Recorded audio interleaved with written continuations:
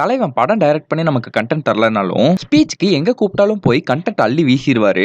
அதுக்கு வினோத் அந்த கேமராவை பக்கத்துல எடுத்து போறான். அப்படியே அவன் மூத்தர் அடிக்கிறதுக்கு போய் பக்கத்துல போயிட்டு நான் பயந்துட்டேன் டில் டவுன் பண்ணிட போறான்னு. ஆசையும் வருது டில் டவுன் பண்ணி பார்க்கலாம் அப்படின்னு சொல்லிட்டு.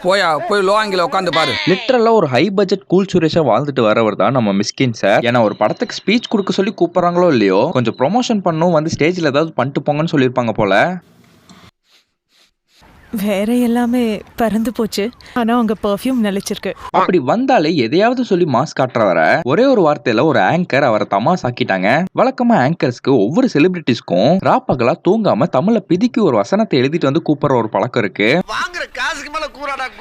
அது ஓவரா இருக்குங்கறனாலயே பாதியிலேயே அவங்கள பேச விடாம செலிபிரிட்டிஸ்லாம் ஸ்டாப் பண்ணிடுவாங்க. அப்படி பாரஞ்சித் ப்ரொடக்ஷன்ல வெளிவர போற பாட்டில் ராதாங்கிற படத்தோட பிரஸ் மீட்ல ரஞ்சித் நாக்கு கொடுத்த இன்ட்ரோவை தனக்கு கொடுக்கறதுன்னு நினைச்சு தலைவன் குடுகுடுன்னு போய் தடுத்து நிறுத்திருப்பாரு. ஆனா அப்புறம் என்ன ஆச்சுன்னா, நாம் பேச அழைக்கிறோம். தேடி படிக்கும் புத்தகம் போல தன்னை நாடி வந்து நிற்கும் படைப்பாளிகளுக்கு ஆலம் எழுதுகளை நீங்க இல்ல ரஞ்சித் சார். நீலம் முகவரி. ஐயா இந்த அங்கிள் அழுறாரு.